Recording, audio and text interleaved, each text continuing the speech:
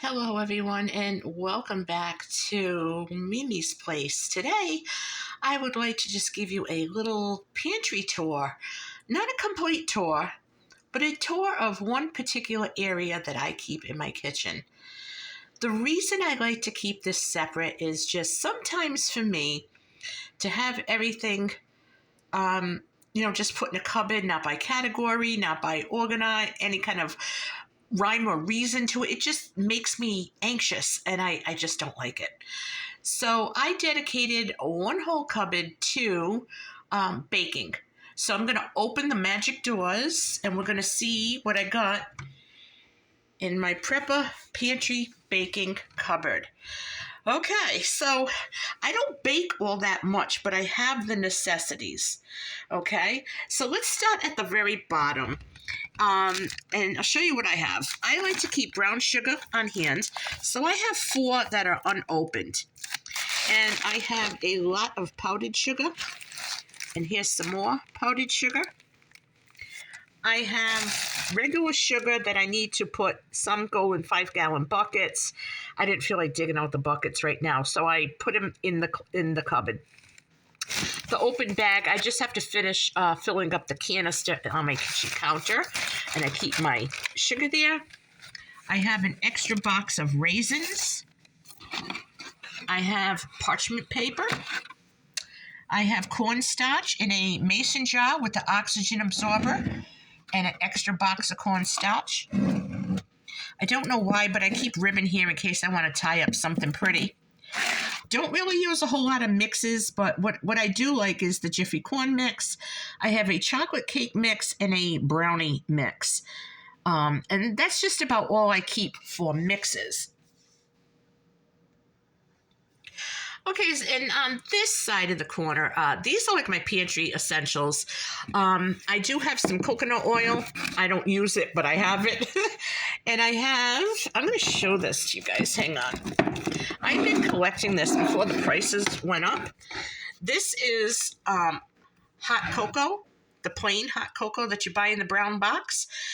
Instead of Nestle's or Hershey's, I buy the Aldi kind, and it's perfectly fine. I emptied them all into this jar and put an oxygen absorber in it.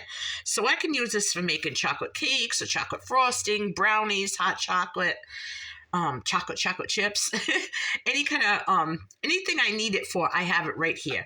And like I said, mason jar and an oxygen absorber, and this stuff will last a long time.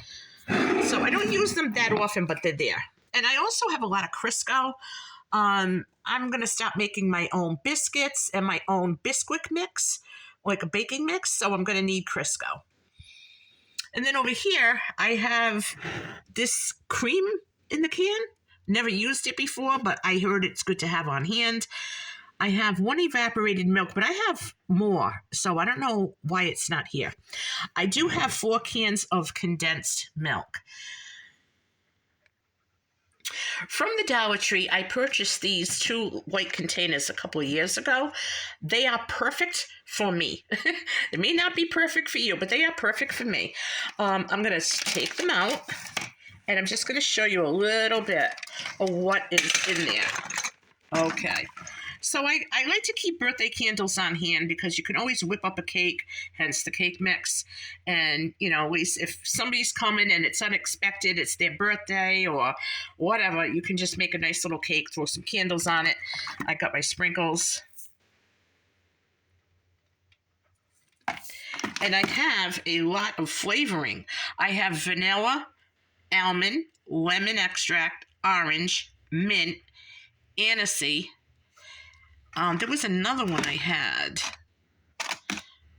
I forgot. But I have a lot of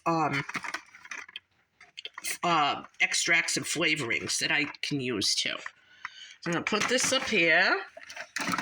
Oh, and I have little cups for, which I'm going to put in a jar, little cups for cupcakes. And in this little basket, I like to line up all my pudding and Jell-O mixes. So I have more Jell-O than I do pudding.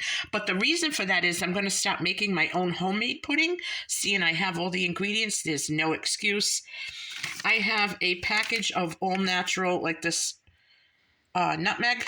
I do have more in the cabinet, but I don't know why I have that. Might have been an accident. And I like to keep scissors in here in case I have to cut open a package or a box or something, and some Scotch tape in case I need to close it back up. So we're going to put that back up here. Of course, I have my Nestle chocolate chips to make cookies, and I usually have more than this. They've been kind of pricey, so I'm just getting like one at a time. And I'm going to move the camera this way. I have to put those in a jar and my chopped dates in a jar. Here I have a little bit of powdered milk, baking powder, shredded coconut, cranberries, dried cranberries, dried apricots, golden raisins, brown raisins, and I don't know what this is. I don't know what this is, so we're going to have to check this out. That's what Mimi gets, right? And the grand finale. The grand finale.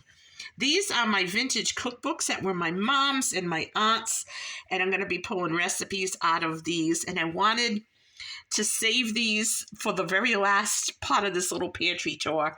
But look at this.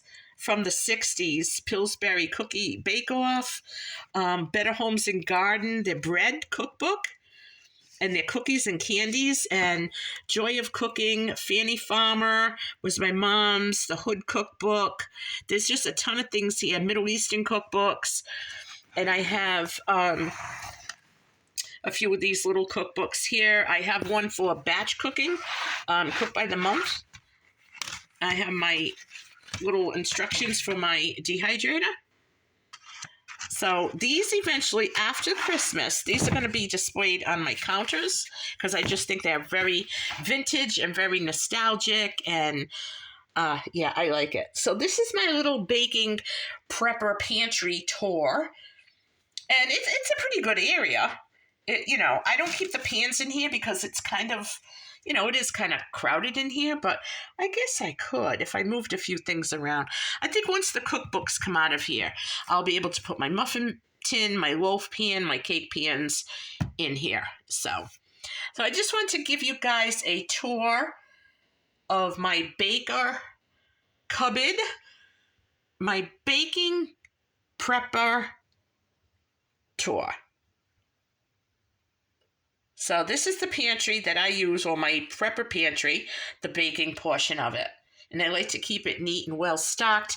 I notice like I am down low on dried cranberries, and I do have to get some more chopped dates and some more chocolate chips, and then those will go in jars as well. It just looks very neat like this. It stays fresh, and so I'm all set to bake. All set to bake. I hope you guys like this little pantry tour. If you did, please give me a thumbs up and let me know if you have a separate area in your kitchen or in your home that you set aside for baking, just all your baking items. Let me know in the comments below, guys. As always, a thumbs up if you like the video. If you're new here and you haven't already subscribed, all you have to do is hit that subscribe button. I love you so much, guys, and I'll catch you on my next video.